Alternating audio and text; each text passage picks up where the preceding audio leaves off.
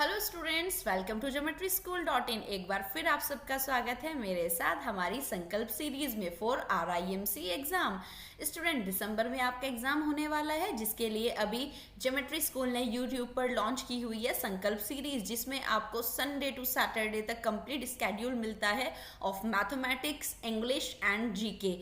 So in static GK on Wednesday we discussed about the general science. तो आज जो topic हम पढ़ेंगे वो है हमारे जनरल साइंस से। एवरी वेडनेसडे आपको यहाँ पर मिलते हैं क्वेश्चंस फ्रॉम जनरल साइंस। यहाँ हम डिस्कस करेंगे 10 important questions and 1 burning question for your home assignment, जिसका आंसर आप मुझे कमेंट सेक्शन में देंगे। तो चलिए स्टूडेंट, करते हैं जीत की तैयारी। एंड स्टूडेंट, अगर आप किसी भी एग्जाम के लिए प्रिपेयर करना चाहते हैं, like for RIMC, RMS, all India सैनिक स्कूल, JNVST, विद्या ज्ञान, you can join our live classes, even you can join our hostel facilities. So student, चलिए, अगर आप more information चाहते हैं तो आप विजिट कर सकते हैं हमारी website, that is www.geometryschool.in। Even आप इन नंबर्स पर कॉल कर सकते हैं for more information.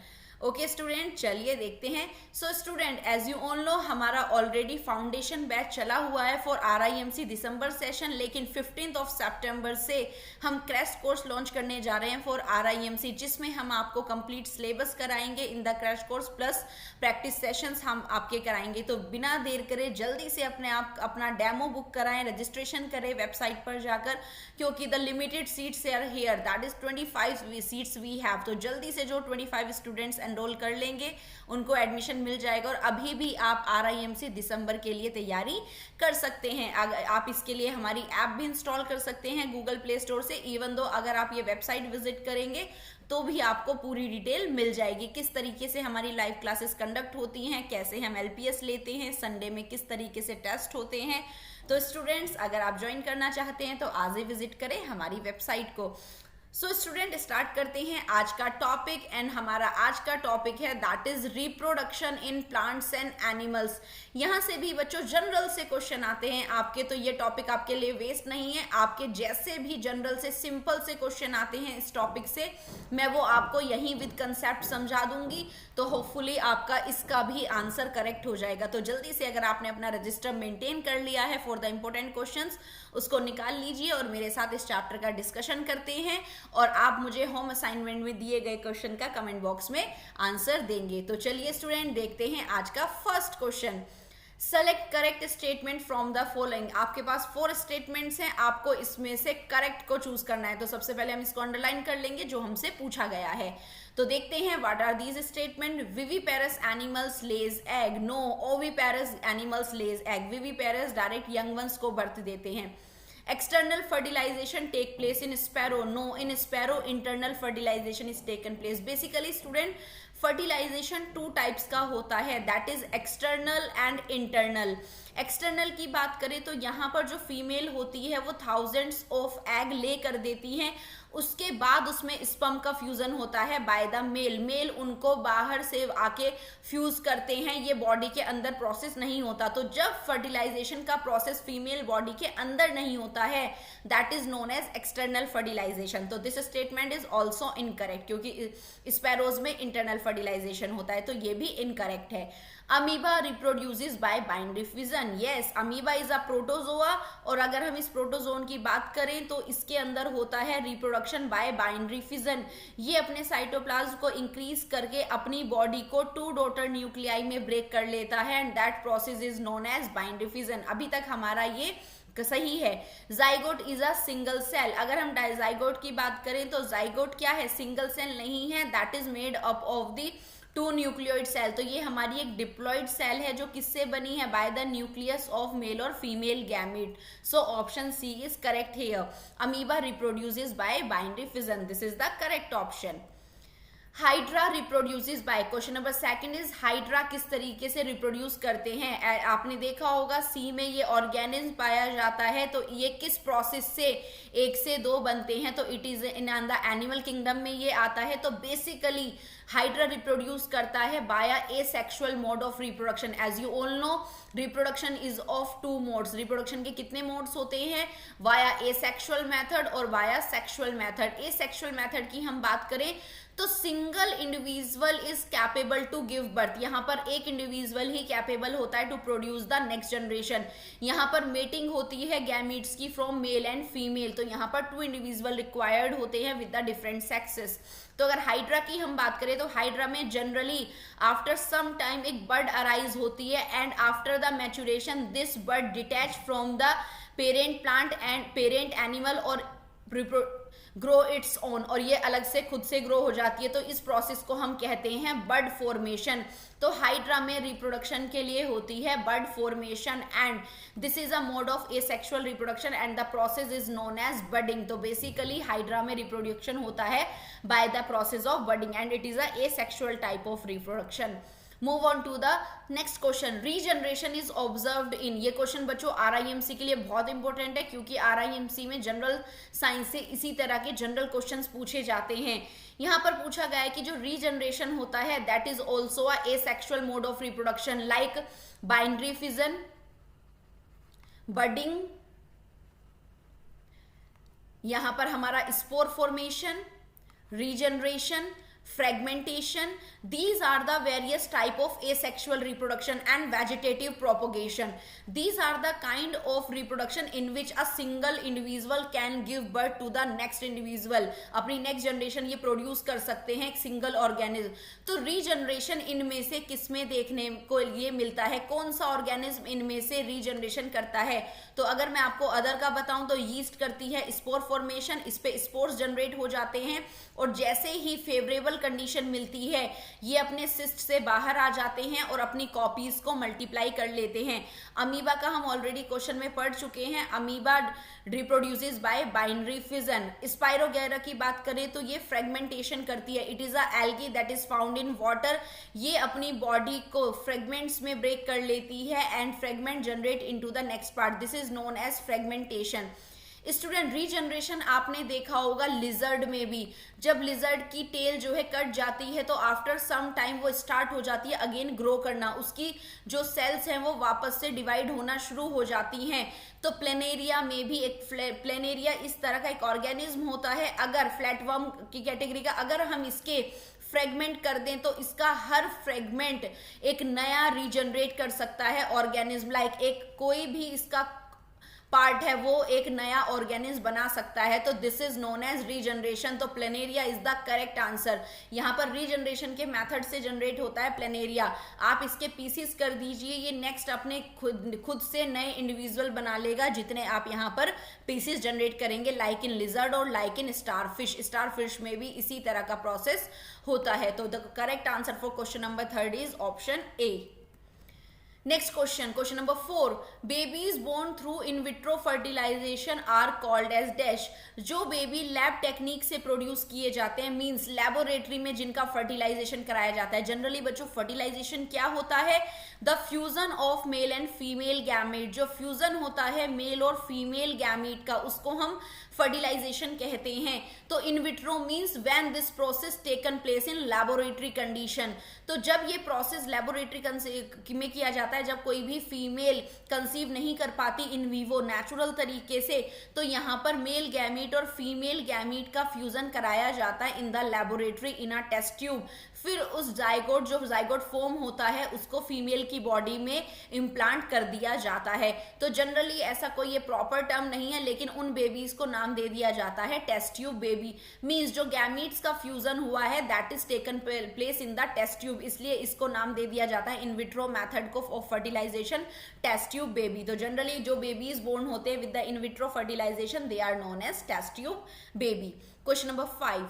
Cloning is similar to which of the following mode of reproduction. Basically students cloning होती है to make the exact copy. जब आप किसी भी ऑर्गेनिज्म की एग्जैक्ट कॉपी बनाते हो, जो भी लाइक कोई एनिमल है, जैसे कि डॉली शीप बनाई गई थी बाय अ क्लोनिंग मेथड, जिसमें से मैमरी ग्लैंड में से और यहाँ पर दूसरे शीप की डॉर्सेट शीप के एम्ब्रियो लिया गया था उसके एग से, और इनको जो है एसेक्सुअली मेट कराया गया था। तो यहाँ पर जो क्लोनिंग होती है उसमें आपको एग्जैक्ट कॉपी मिलेगी। अगर आप किसी भी एनिमल की एग्जैक्ट कॉपी चाहते हैं, लाइक उसका मिल्क प्रोड्यूसिंग पावर उसमें ज्यादा है और आप उस ऑर्गेनिज्म को एज इट इज बनाना चाहते हैं, तो ये होती है by a method of cloning, जिसमें सबसे पहला क्लोन्ड एनिमल बनाया गया था, that is Dolly sheep. Okay, तो यहाँ पर जो क्लोनिंग होता है वो सिमिलर होता है किसके जैसा, तो it is of asexual type, क्योंकि एसेक्सुअल रिप्रोडक्शन में जो नेक्स्ट जनरेशन बनती है that is the exact copy, क्योंकि ये स्मॉल ऑर्गेनिज्म में होता है तो बहुत कम एरर, बहुत कम म्यूटेशन आने के चांसेस होते हैं, और जो कॉपी यहाँ पर रेडी होती है वो एग्जैक्ट कॉपी होती है।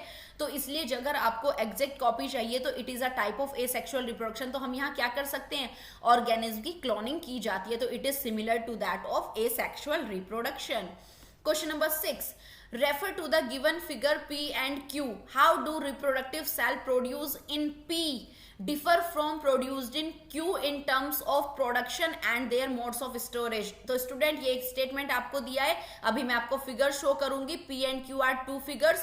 तो हमें ये बताना है P जो है Q से डिफर है किसके केस में, प्रोडक्शन के केस में और मोड ऑफ स्टोरेज के केस में। तो देखते हैं what are the images. P1 is male reproductive organ, that is testes, जहां से मेल गैमीट्स प्रोड्यूस होते हैं, and both these are the human reproductive system, and Q is the diagram of ovaries। तो यहाँ पर ये हमारा कंप्लीट रिप्रोडक्टिव सिस्टम है फीमेल का, with the ovaries, with fallopian tubes, with the uterus. इसी तरह these are the testis, these are the testes, यहाँ पर ये हमारे स्पर्म ट्यूब्स हैं, एंड दिस इज पेनिस। तो ये हमें यहाँ पर डायग्राम दिया गया है। अब हमारा क्वेश्चन है कि P जो है Q से किस तरह से डिफरेंस है in the basis of production और on the basis of storage. तो हमारे पास स्टेटमेंट है, हमें बताना है कि उसमें से कौन सा स्टेटमेंट करेक्ट है। Let's see the statement. Mature cells of P stored for longer periods in reproductive tract, where in Q only immature cell remain stored। अभी तक स्टेटमेंट बिल्कुल ठीक लग रहा है। I will explain। P produces fewer reproductive cell than Q। No, Q में reproductive cells जो बनती है वो कम होती है। Per month only ovary release a mature ओवा, एक सिंगल ओवा रिलीज करती हैं, जबकि P प्रोड्यूस करते हैं million of sperms at a single time. तो ये हमारा इनकरेक्ट हो गया है, क्योंकि हमें प्रोडक्शन के बेस पर और स्टोरेज के बेस पे ही बताना है। Reproductive cells produced by P do not show mobility, incorrect। mobility means movement और मोबाइल। यहाँ पर जो मेल गैमीट होते हैं वो ही तो मोबाइल होते हैं, वो ही तो मूवेबल होते हैं जो फीमेल गैमीट फीमेल की बॉडी में एंटर करते हैं। तो रिप्रोडक्टिव सेल जो है P प्रोड्यूस करता है वो डू नॉट नहीं, शो मोबिलिटी, वो शो करती हैं स्पर्म मूव करते हुए फीमेल बॉडी में एंट्री करते हैं। Q produces reproductive cells for longer time in an individual lifespan than P does। No, approx 40 to 45 age तक ही Q जो है ऑब्टेन प्रोड्यूस कर पाती है रिप्रोडक्टिव सेल्स। उसके बाद मेनार्की स्टेज के बाद मेनोपोज जो स्टेज लग जाता है, मेंस्ट्रुएशन फ्लो बंद हो जाता है, ओवरीज ओवा प्रोड्यूस करने पर मंथ बंद कर देती है। तो देखते हैं फर्स्ट ऑप्शन को, तो ये भी हमारा अभी इनकरेक्ट है। Mature cells of P stored for longer period in reproductive. Yes, जब स्पर्म फीमेल के ओविडक्ट में मूव कर जाते हैं तो they can store there up to 72 hours तक वो वहां पर स्टे कर सकते हैं। Whereas Q only immature cell remain stored. Yes, जो फीमेल्स होती हैं उनमें बर्थ के टाइम पर ही अप्रोक्स 50,000 तक इमेच्योर फॉलिकल्स होते हैं। तो यहाँ पर जो इमेच्योर सेल्स हैं वो तो स्टोर्ड होती हैं, बट जो पर मंथ मैच्योर एग निकल के आता है वो यहाँ पर स्टोर नहीं कर पाता एक दिन से ज्यादा।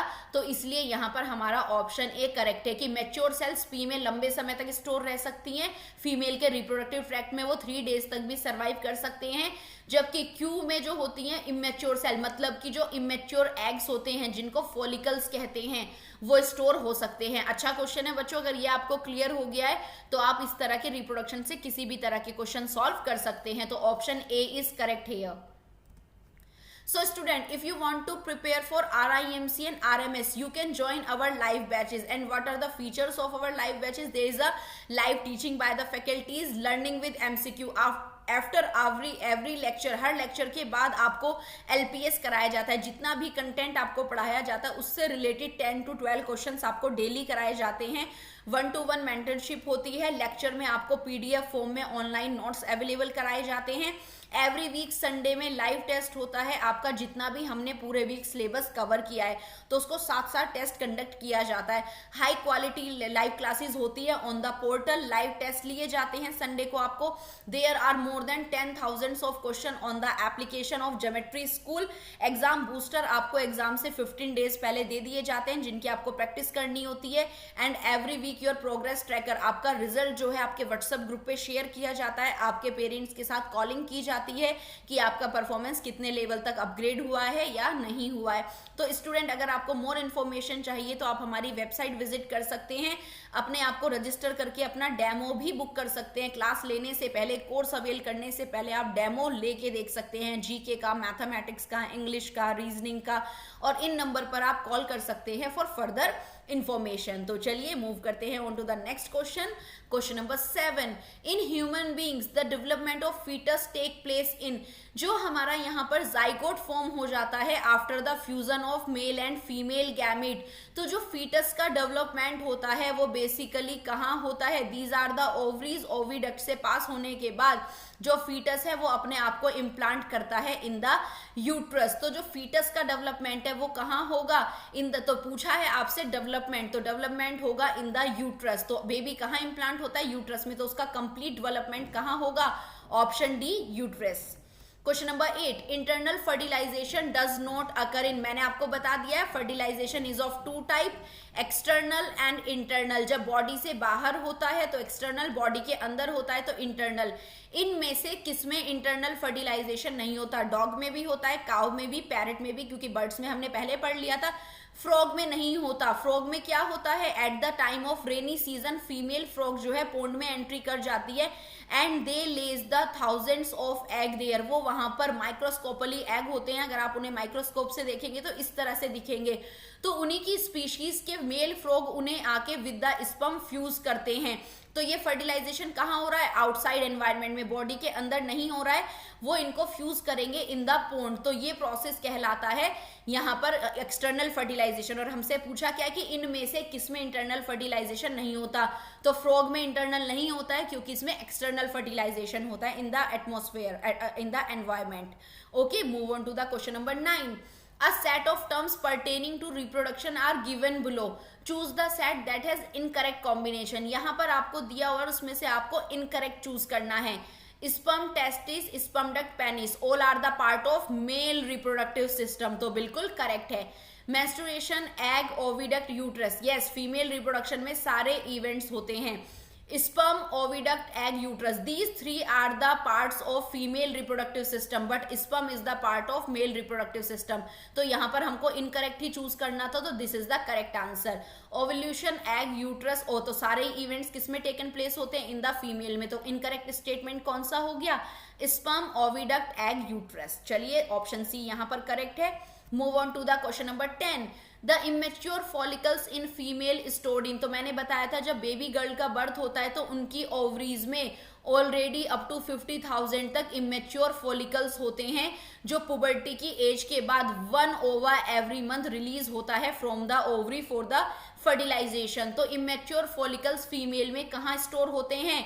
इन द ओवरीज। तो यहाँ पर 2 ओवरीज होती है ऑन द लेफ्ट और राइट साइड। पर मंथ कोई भी एक ओवरी ओविडक्ट में अपना एग रिलीज करती है, और अगर फर्टिलाइजेशन होना है तो ओविडक्ट में फर्टिलाइजेशन हो जाता है, और अगर फर्टिलाइजेशन नहीं हुआ है तो ये एग रप्चर हो जाता है आफ्टर 1 डे, और ये मेंस्ट्रुएशन फ्लो के थ्रू बाहर आ जाता है थ्रू द वेजाइना। तो यहाँ पर इमेच्योर फॉलिकल्स कहाँ स्टोर होते हैं?